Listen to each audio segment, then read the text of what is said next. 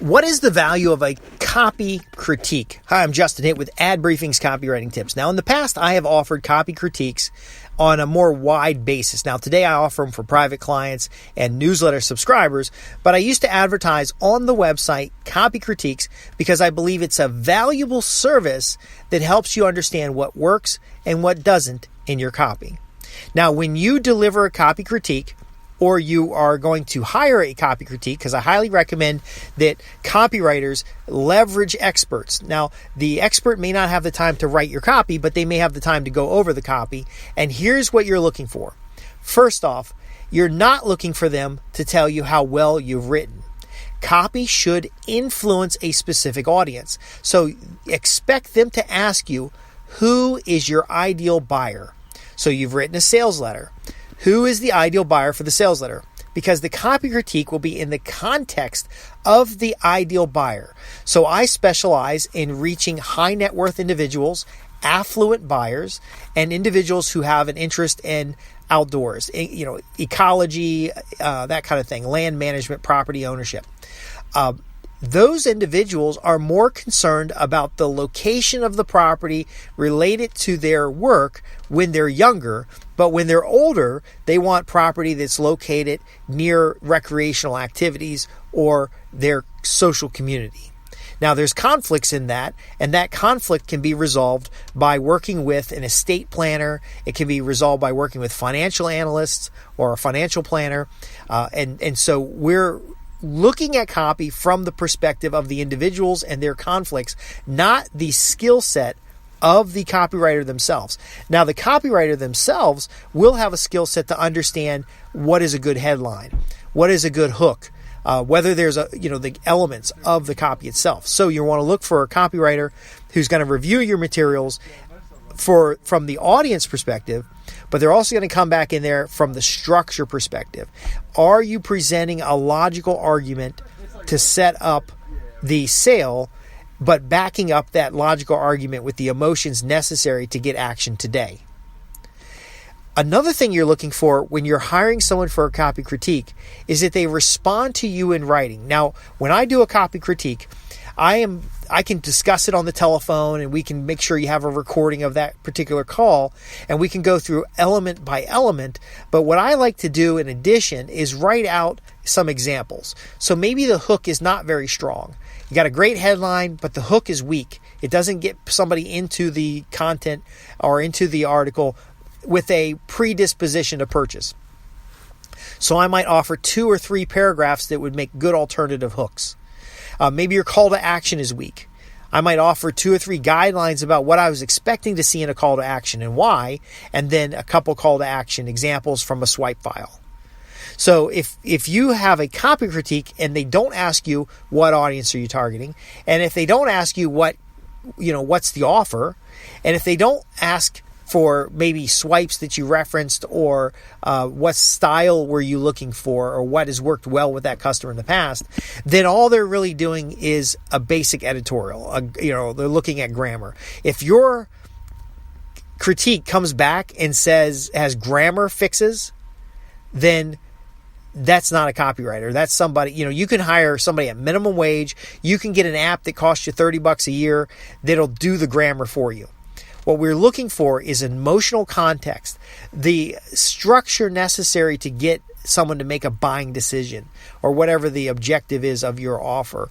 The context of that to address reason why, to address social proof, to address concerns that someone may have that are beyond the standard general public concerns. Like I mentioned with an affluent homeowner, they may want to live in the city while they're working and then live in the country while they retire. And then the conflict between the two situations as they get close to retirement is what motivates them to make a buying decision. So sometimes that's used in selling timeshares. Sometimes that's used in selling raw land. The key is if they can't see themselves benefiting from the purchase, they're not going to purchase. So again, a copy critique is very useful. Now, when you offer copy critiques, it's important to help your prospect understand that they're getting, Denny Hatch had an ad in the back of one of the Target Marketing magazines that said that his copy critique will help you see what you're doing well, because people don't want to be criticized, and then offer you ideas and suggestions for improvement.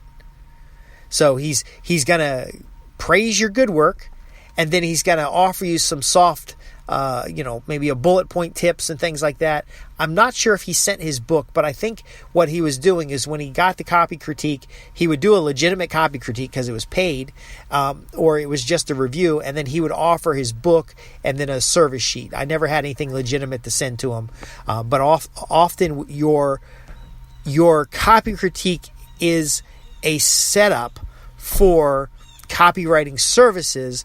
But if you're a busy copywriter, it's to prove that you have value, because when they use the feedback from the critique, they're going to get more sales. I had Dan Kennedy do a copy critique on a book. It was actually part of a membership I was in. You could send something in and have them critique it. So I sent in the sales letters for the book offer, and his copy critique came back. Basically, I had printed it. I had gave him a PDF that was printed double space. He had written in the margins. And then at the end of the document, there was a kind of an outline of things to look at. And then he recommended one of his books. I already owned all the books. My cover letter told him, I already got all your books.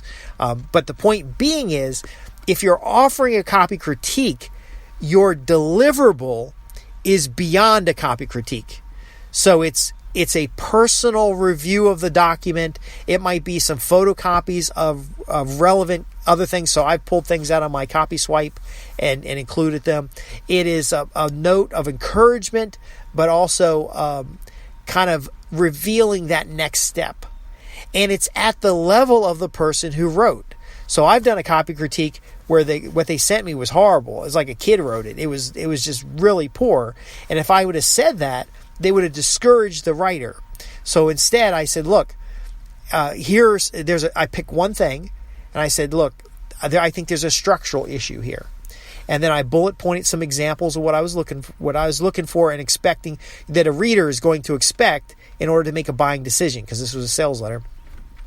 And I sent that back in outline. I didn't overwhelm them with materials, but I did recommend a few of the getting started books so that they can get that foundation. So I was telling them that they didn't have the foundation right. They didn't have the structure right. They didn't have the elements didn't flow together without telling them that. And so that's important. Now, they're paying for your expertise, but you don't want to completely piss them off. The next element when you're offering a copy critique is that it has to deliver actionable insights. So if they're not at a skill level where they can do what you're suggesting without buying anything, with the letter that they've got and the skill set they have, then you haven't really served that customer. So again, give them a tip sheet. Giving them access. I actually do this sometimes. If I have a tutorial that's relevant to what you're doing, I would just go ahead and just give you a manuscript of the tutorial or a couple chapters out of that relevant to what you need, and then highlight a few things so that you can focus on the critique itself. Now, as a copywriter, why might you want to offer a copy critique?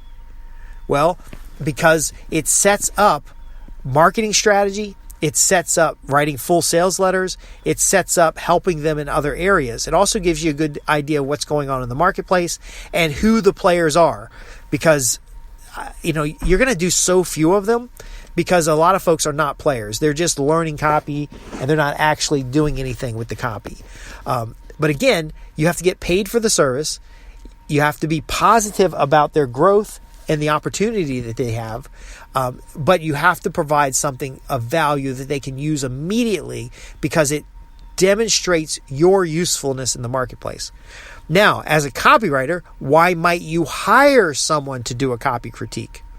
Well, I've discussed in many other programs about the value of having a cub copywriter or a researcher get together your core materials, and then you write out the sales letter, and then you have it reviewed for context with either an audience group, so you can do a preliminary or a pre-sales offer with your group, or you take that sales letter and take the key elements of the sales letter and turn it into lead generation to test those concepts. And I know it sounds like a whole lot of work, but it's extremely valuable for you to get copy that sells. Well, Once you've got that done, sending that letter to an expert in your field, even a competitor. Now, you might want to sanitize it a little bit if you're sending it to a competitor, but paying for a copy critique gives you their expert feedback. So I mentioned what audience expertise I have.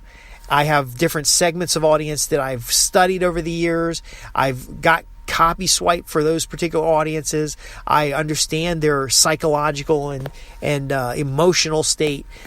I can give you a fair copy there, and I'm not worried about, I don't need to poach your client because I got your money for the critique. And I do know that if I give you a valuable critique that gets you results with the client, then you're more likely to do a collaborative work later. So if you're writing 3 sales letters and 16 lead generation pieces for a client over the course of a year, you might get busy and want to sub that work out.